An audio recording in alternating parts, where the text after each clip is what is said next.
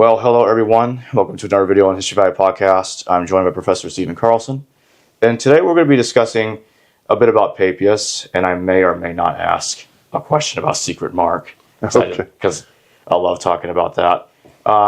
Let's just do a recap for those that may not have seen your prior interviews on my show, Stephen, or elsewhere. Who is Papias of Hierapolis? Okay, Papias of Hierapolis is a early 2nd century Christian commentator who wrote 5 books of expositions on the Lord's oracles. The Lord is Jesus Christ for him. And the work is 99% lost. We only have tantalizing fragments, one of which tells us about the origin of the Gospel of Mark. So everybody's kind of excited to see a testimony from about 50 years or so, or within 50 years, of when our first gospel was written. We have some information. Does Papias actually refer to the Gospel of Mark? I know there's debate about that. Does he know about Mark? Does he know about Matthew? What is he talking about when he says Matthew? Well, he mentions 2 Christians who've written. One is Mark, whom he calls a follower of Peter, and it says he wrote a gospel of what Jesus said and did, and that looks like our Gospel of Mark. I mean, it's at a very broad level, and there's no reason not to think it's our Mark, because there aren't any other Gospels at that time attributed to Mark. As for Matthew, it's a little bit more complicated, because he says that Matthew compiled the oracles in the Hebrew language, and our Matthew is not written in Hebrew, it's in Greek. It's not a collection of oracles, it's narrative. It has some sayings of Jesus, it has some quotations from the Old Testament, which is another meaning of oracles. But in general, it seems to be a very poor description of what we now know to be the Gospel of Matthew. He could be referring to some kind of source material for a gospel, but I'm pretty confident Papias is referring to our Gospel of Mark, but not our Gospel of Matthew. What is Papias talking about when he says somebody called Matthew put the oracles into the Hebrew dialect? Well, there's about five or so different opinions on it. Some people think that he wrote Q, which is a hypothetical saying source, supposed to be used by Matthew and Luke when they augmented Mark. Some people think it's a Hebrew Gospel of Matthew that was translated into our Greek Matthew, even though our Greek Matthew is not translation Greek. I tentatively suggest that it is a list of Old Testament scriptures that refer to the prophecies and about Jesus that were fulfilled, or the promises of his eschatological future kingdom that will be fulfilled. What makes you think that it is a collection of Old Testament prophecies? Well, the word he uses to refer to it, oracles, Greek logia, that's its meaning throughout the 1st century and well into the 2nd. It's used that way by Philo of Alexandria, it's used by Paul, it's used in Acts that way.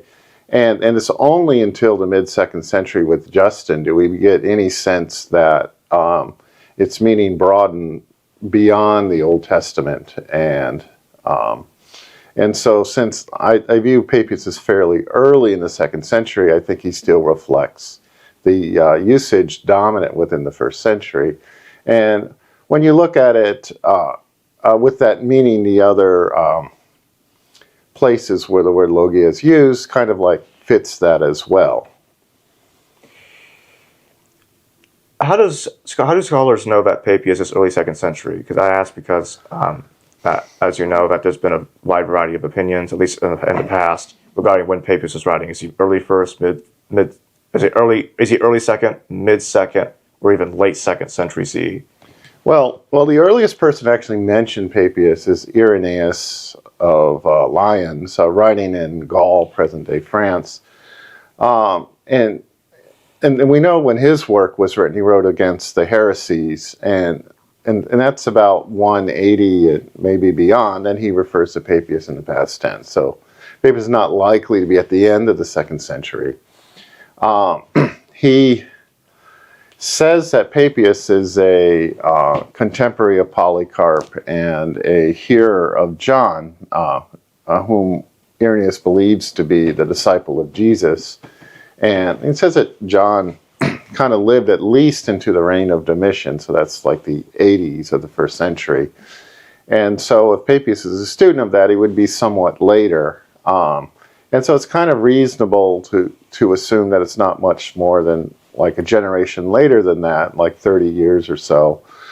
And that would put it about 110. Now, the reason why a lot of scholars thought, and Papias maybe even later, is due to some sources like the Chronicon Paschale, which is a much later work, and it mentions somebody by the name of Papias who was kind of martyred at the same time as Polycarp.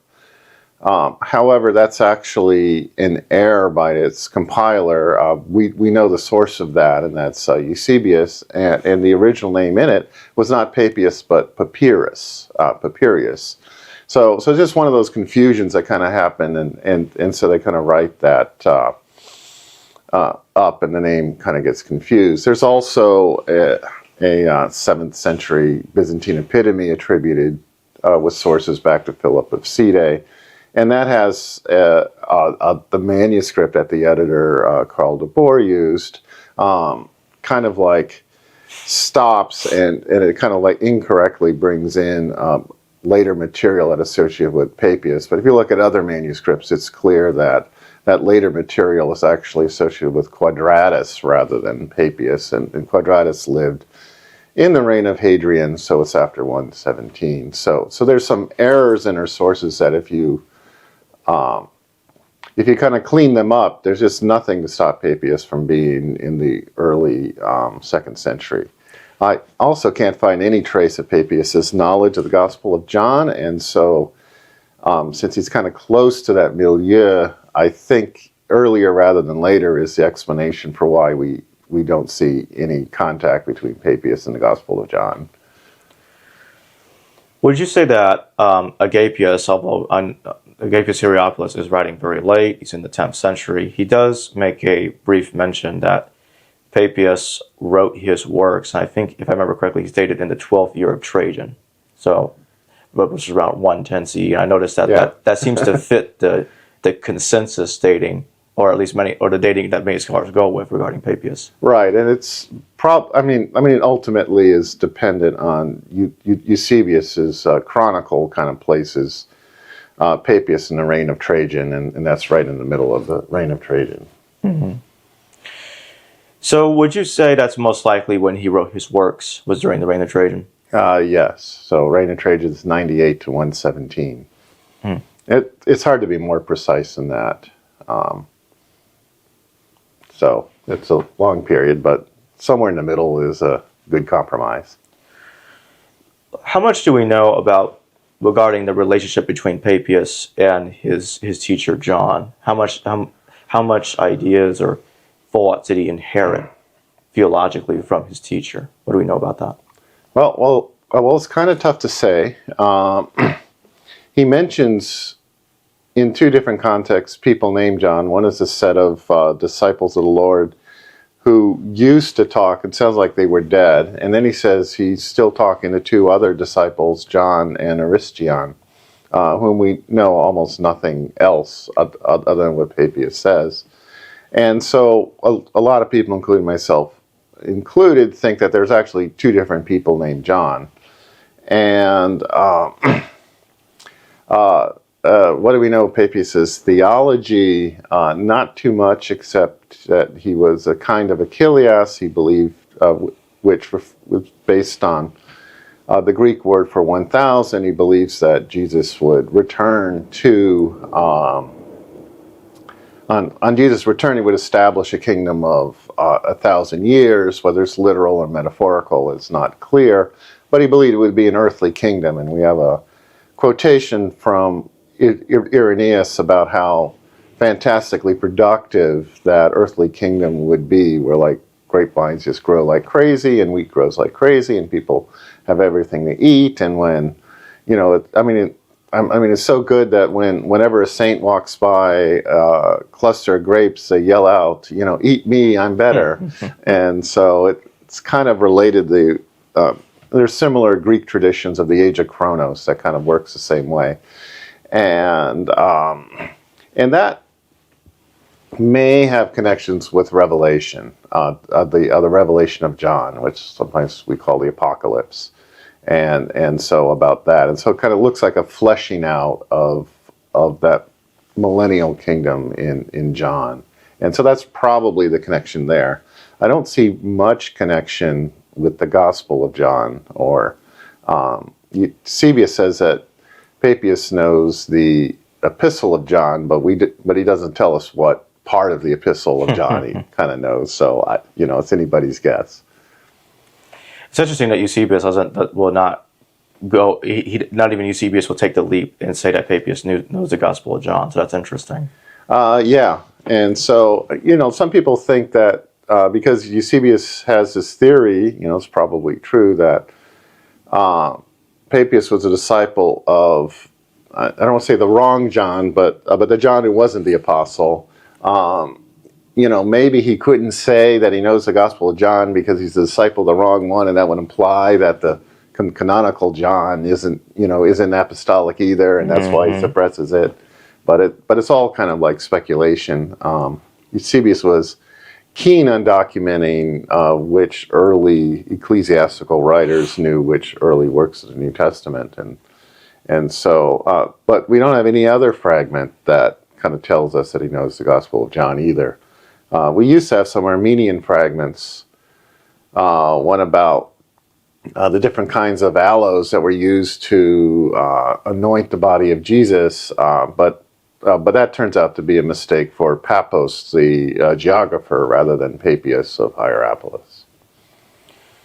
So do you think that it's possible Papias knew Revelation or a text similar to Revelation? I think he certainly knows the traditions of Revelation, and the text has been around, probably the text itself. Eusebius is also a little cagey on it, but he criticizes Papias for not understanding that a lot of the materials in Revelation, or kind of like it, were meant symbolically or spiritually rather than like materially. So it looks like if Eusebius criticizes him for misunderstanding it, then there's probably a text there that he misunderstood. And I think our Revelation is a good candidate for that. Papias seems to make a statement that's very similar to what Luke says in the beginning, that he has many sources. He has a lot of logia floating around. He names a bunch of people in which he attributes those various logia to, respectively. What do you make of those logias? Are those different oral traditions, texts, or a mix of both that were floating around of people recording different traditions and ideas about Jesus? I think that section uses logos, which is a related word meaning words. Mm-hmm. Like what are the contents of what he's found? I think he's interested in interpretations. What kind of authoritative interpretations of the Old Testament scriptures are. We do get a sense of some tradition, and he also has traditions that are meant to supplement those interpretations. And we get Eusebius quotes or mentions some of those supplementing traditions. One of which is Justice drank poison but was okay, and another one, there's this resurrection that occurred, and these kind of miracle stories that are kind of similar to what you see in Acts, with some of the same characters in Acts, but they're not from Acts, and so Eusebius is more interested in some of the traditions that supported Papias' interpretations, but he doesn't really give us the interpretations themselves, primarily because he thinks that that Papias just misunderstood the apostolic accounts, as he calls them. What is Papias' primary goal? I think it's just to pass on what he's learned and about the oracles of the Lord. That's kind of what he says, and he says you should trust him because he looked not from people who talk a lot, even though he wrote a lot, but from people who have what he sees as a valid connection to Jesus, either direct or like one removed. And so he wants to kind of write those down. And if you think he's writing about 100 years after Jesus, it's kind of when that oral tradition or the people who really carried it are kind of passing from the scene. And so it makes sense to be a need for someone to write some stuff down. Why does Eusebius refer to Papias as being some kind of crazy man or lunatic? He calls him a man of a small mind. and I think it's that he just hates Papias's interpretation. That it's way too literal, it's way too materialistic.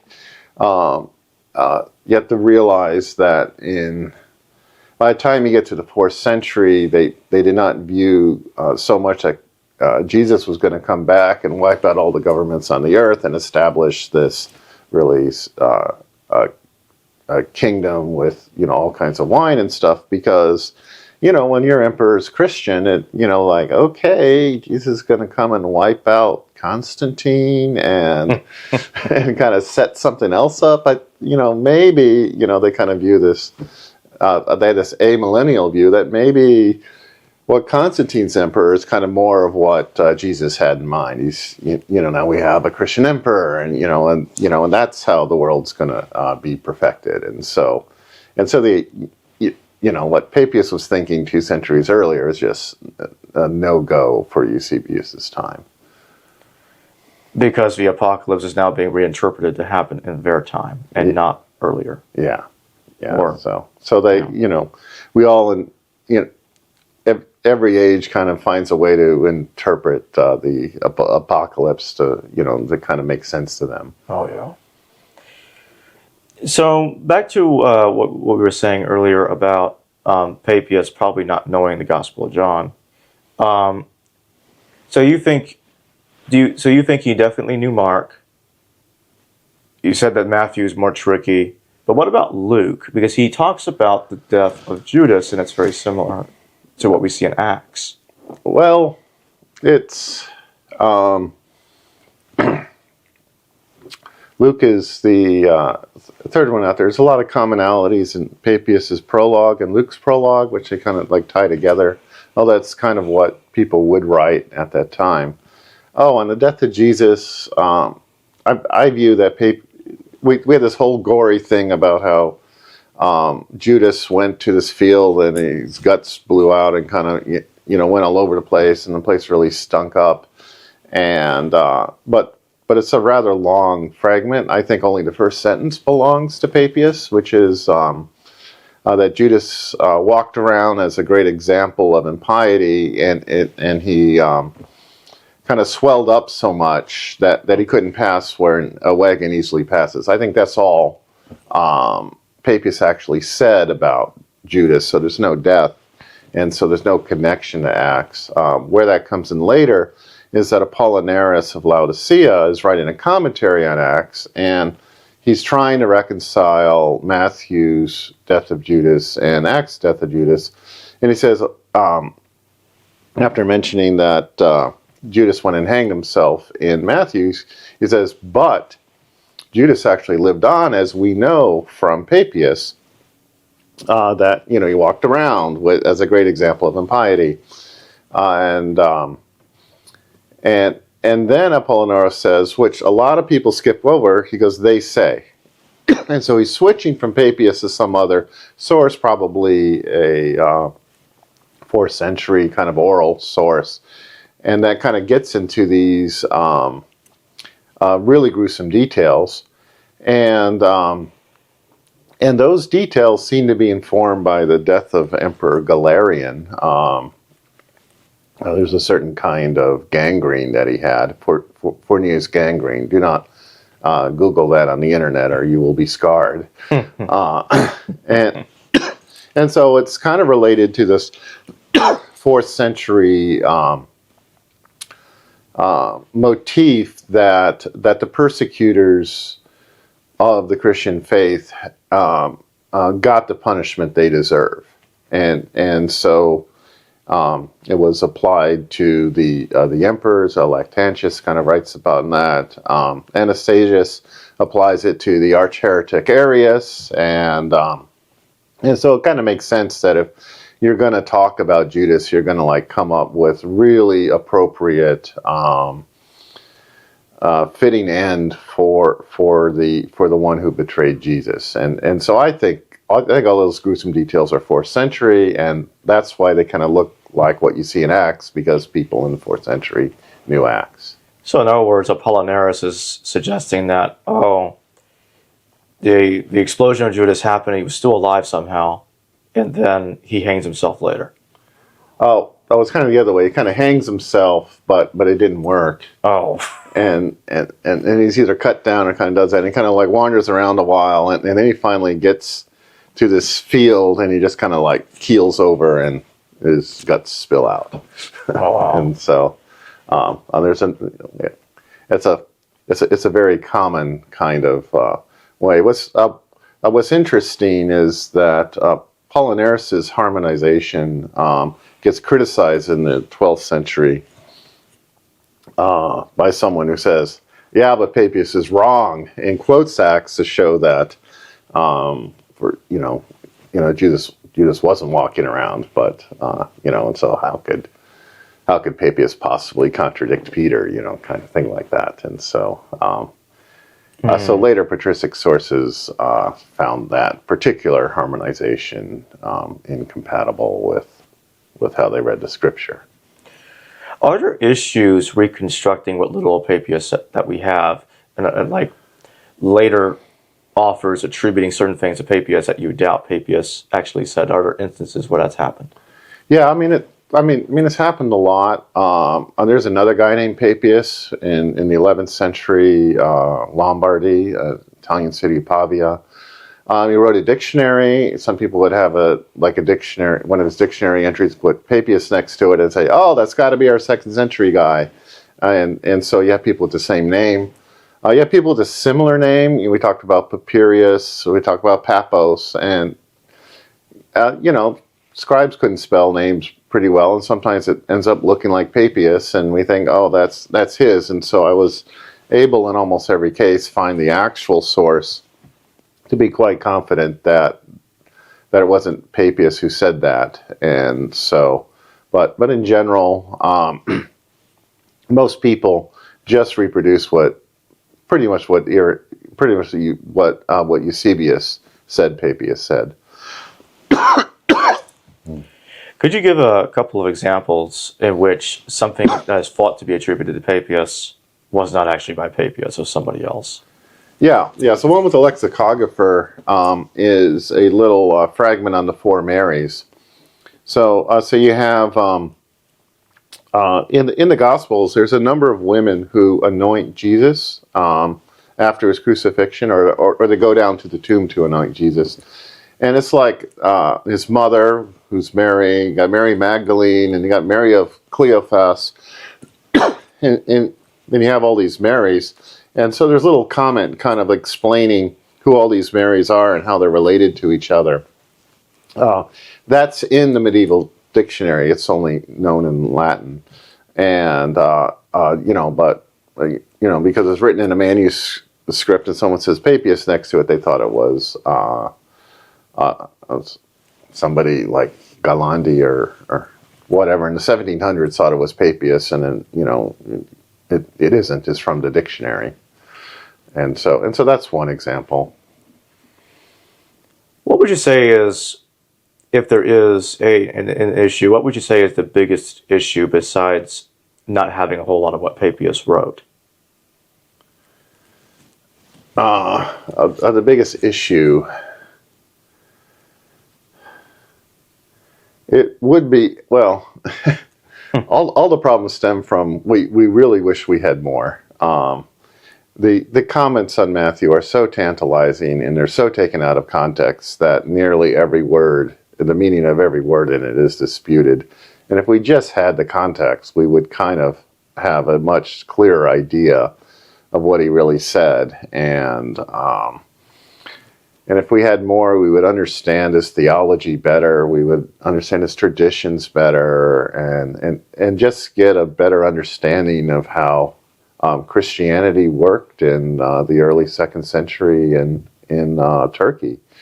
How, he talks about how people traveling through and they share traditions, and we might get a better sense of that, or we might know that. And so, yes, I think all the problems really stem from we don't have his work. But who knows? If we had it, we might think he's like nuts, and and just kind of try to ignore it or something. If we really had it, I mean, So sometimes you don't want to get what you ask for because it might be crazy or something. I wanted to go back to what you said earlier about attempts to try to show evidence of attestation of Q through Papias. Do you think that there was a Q, or do you think that Matthew and Luke, one used the other? I'm on the side that is skeptical about Q. I think the view that Luke used both Matthew and Mark is sufficiently plausible to kind of hold at without independent evidence of Q. I mean, if we find some document that kind of looks like Q, I would accept it then. But on the evidence that we have, I think Luke's usage of Matthew, in addition to Mark, is a perfectly plausible account for what we see in Mark's gospel. And in fact, the connection between Papias and Q kind of gets its inspiration from, Q gets its inspiration from Papias. It goes all the way back to the 1830s, and Schleiermacher kind of read Eusebius's testimony of Papias. And there's really like two major sources. The Gospel of Mark, which we have now, and it's mostly narrative with some sayings. And then you have this compilation of oracles, which Schleiermacher thought were sayings of Jesus, kind of put together in Hebrew, or was it Aramaic? I mean, who knows? And he says, those are the two primitive sources, and everything kind of comes from that. And there's this comment, each interpreted them as they could. Well, that each is Matthew and Luke, and they kind of did that. So that's kind of like, it kind of lends itself to this two-source hypothesis, because the two sources are mentioned in Eusebius. And in fact, throughout the 19th century, the 1800s, that second source was generally called Logia, after what Papias calls it. But then towards the end, they kind of like, well, maybe Papias isn't talking about it. This other source has to be written in Greek. It can only be translated once, if it's translated at all, because the agreements are so close in Greek. And so they got skeptical of the connection. So they decided, well, we're just going to call it by this code letter, Q, German Quelle, which means source. It's just source. And I think the Germans got to abbreviate it, so they used their word, Q, Quelle, to kind of give us Q. The Germans call it Kuh, which sounds just like cow, and there's been a few jokes along that line. But yeah, so I'm of the view that Q is unnecessary on the evidence that we have, but you never know what might be dug up one day. Right. What do you make of the statement that Papias provides, in which he states that Mark had written down what Papias had uttered unto him? What Peter had uttered unto Mark. Yeah, so Mark wrote down what he remembered. Probably Peter remembered of what Jesus said and did, accurately, but not in order. And so a lot of people are wondering, is Mark really a Petrine gospel? Is it like closely associated with Peter? And I think there's very few indications that would support that. Maybe the healing of Peter's mother-in-law might be a tradition that comes from Peter. I mean, who else would give you a tradition about Peter's mother-in-law except maybe Peter? But in general, agree with Joel Marcus that the basic information in Mark seems what any Christian writer at that time would like probably know. And there's a lot of traditions that don't seem to be specific to Peter, to come from Peter. For example, Mark tells us what happens after all the disciples run away. Well, one of the disciples who ran away was Peter, so it doesn't sound like he's the source for that. So it just seems to be like a rather common source, and so I suspect that Mark may have had a temporary relationship with Peter. He's called an interpreter of Peter, so maybe he helped. Maybe Peter wasn't particularly fluent in Greek or didn't know Greek at all or Latin, and so whenever he traveled, he needed to get a local interpreter. And so maybe Mark was one of those, and so he did have a connection, maybe got a story or two, or I don't know. And so, but it's kind of a way of just even that passing connection to Peter is a kind of a way of bolstering his credential.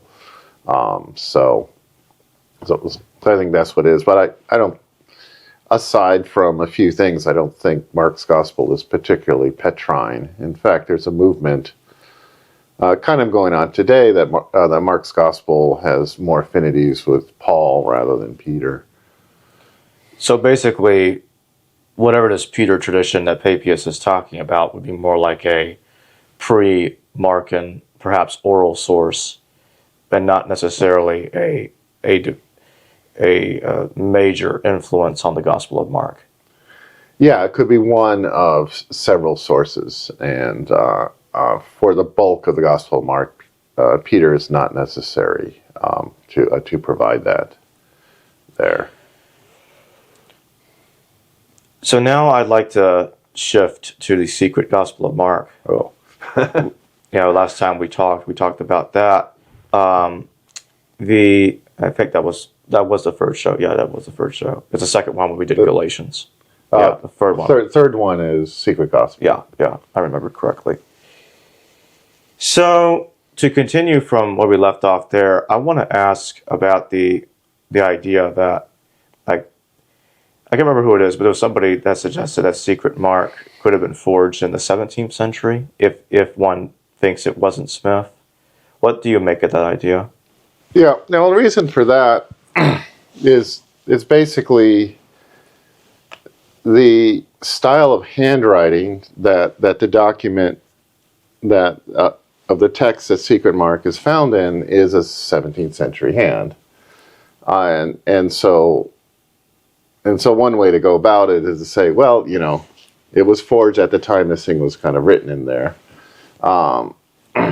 That's about the only basis for that dating. They don't connect it really to anything that's going on with what we know of Clement or of Mark or of any kind of contemporary reason for kind of locating that. It's just that that the hand is written in that, and if you believe that text was written in the 17th century, then that would be like a point for there. But I don't see any reason to think it would be written there. It's not particularly appealing.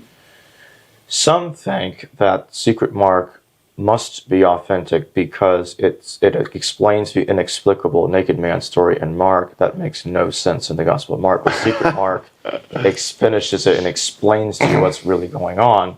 What's your thoughts on that? Well, it gives you an explanation. It depends whether you want to believe it. I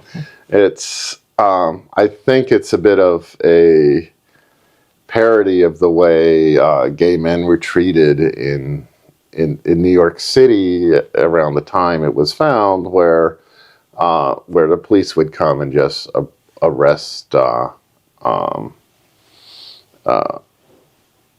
people caught in Central Park and all that. And so Morton Smith lived around Central Park at that time and, was well aware of how that is. And he kind of knew that it would really shock people. Yeah, the rage bait. Yeah, kind of rage, it's my rage bait theory. And so I think that kind of explains it. I mean, like, what's the real explanation for that? I've read lots of things, and so I think the cutest one is that's Mark himself. Like he was the guy who ran away, and, Wow. and so he kind of wrote himself into the gospel. It's like fun to mention in class, but what can you do with it? Yeah, who came up with that? That was Mark himself that ran away from. Oh, I forget the name, but quite a few people like that idea. So it feels like mid 20th century something or other. It might have been a German. I'm not sure. Well, if it is him, he sure doesn't go out of his way to point it out. He doesn't say, "I'm that guy that ran." Yeah, but something kind of similar in Josephus, where he refers to himself in the third person. It's like, and so, said this to Josephus, and that's the author there. And so you're supposed to already kind of know who the author is, and you say, "Hey, there he is," but you're kind of like not trying to like. That's a good point. Be doing that, so it's some plausibility. It's just cute. I not much more than that, I think. And just to recap from some of the other things you said in the video, for those that may have missed it, could you give us like a summary of the reasons that gives you the strong confidence that Morton Smith is the likely forger of secret mark? Yeah, I think the strongest reason is that the way it imitates Clement's style is very much in accordance with how, in the early 20th century, they went about authenticating and deauthenticating works in which they deauthenticated lots of works because some works use too many what they call hapax legomena, words that are only found once in the corpus. That's how they, like the pastoral letters, 1 Timothy, 2 Timothy, Titus, to say, well, it's got too many of these special vocabulary, therefore we think Paul didn't write it. So it's kind of a standard way to go about it.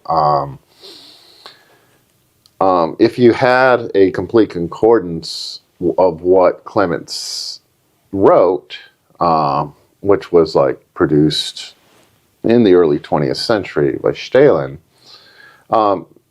you could write a text that avoids creating any words that Clement hadn't already used, or at a very low rate, except when strictly necessary.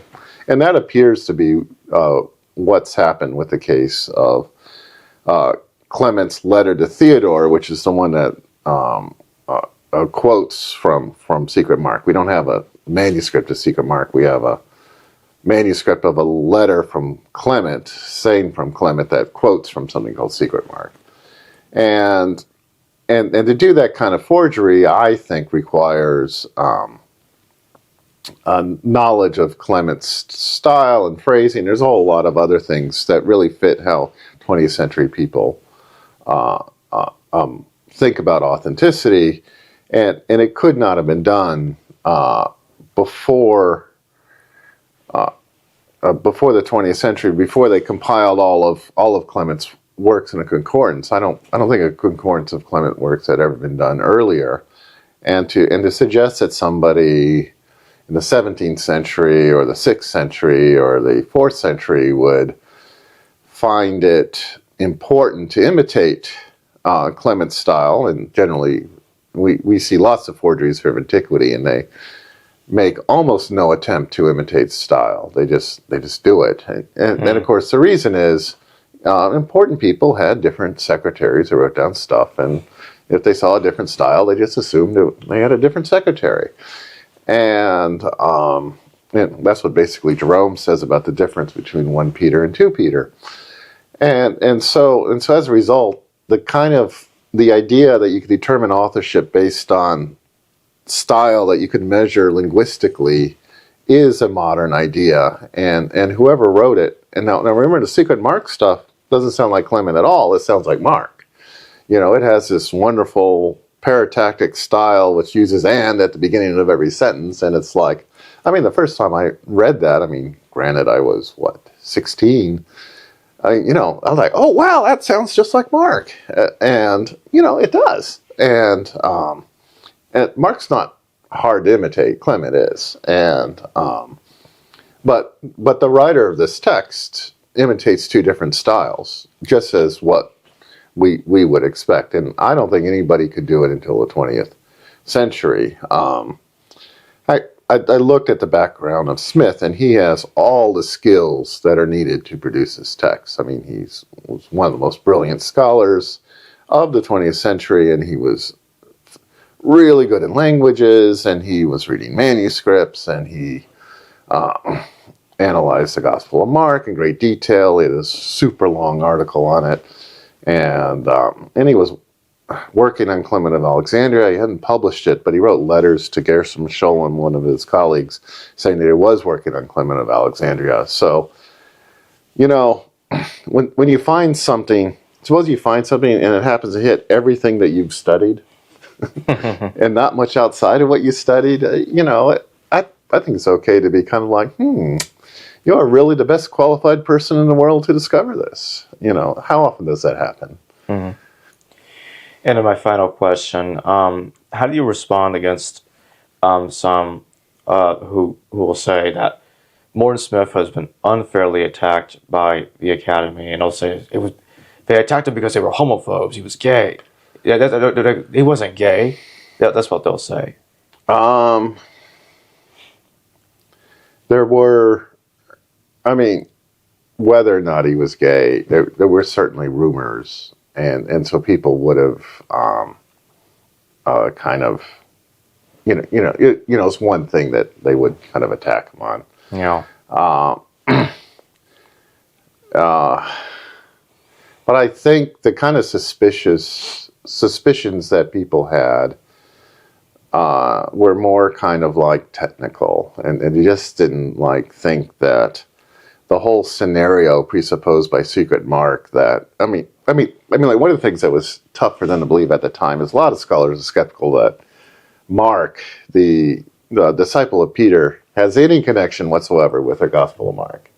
And so to have this text going in there, it's not only wrote one, but he wrote another one, and it's a secret one. They just think that whole scenario is absolutely fantastic and unbelievable for its time.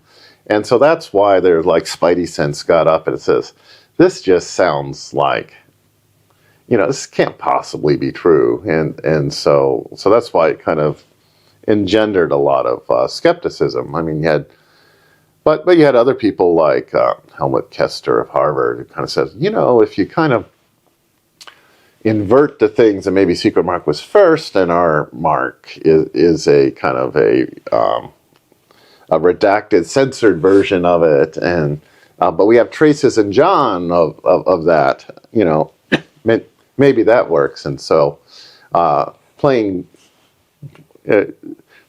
games or puzzles with one thing's first or the second and flipping it around and whatever, that's what scholars do all the time, and so it's kind of fun for us. But yeah, there's different ways of kind of reading it. But in general, the basic idea of such a detailed tradition as early as Clement doing this thing is just was just frankly implausible to a lot of people. I'll have the links to the Amazon affiliate links in the description below and a pinned comment to go purchase Stephen Carlson's books. And with that being said, thank you for joining me today, Stephen Carlson. Oh, thank you for letting me talk. It's nice to meet you. Yeah, in person. All right. Hello viewers, thanks for watching this video from the History Valley YouTube channel. Please don't forget to subscribe and hit the notification bell. And if any of you wish to further support this channel, please consider checking out this channel's Patreon page and becoming a patron. And or donate through PayPal or through Super Chat during your live stream. Thank you.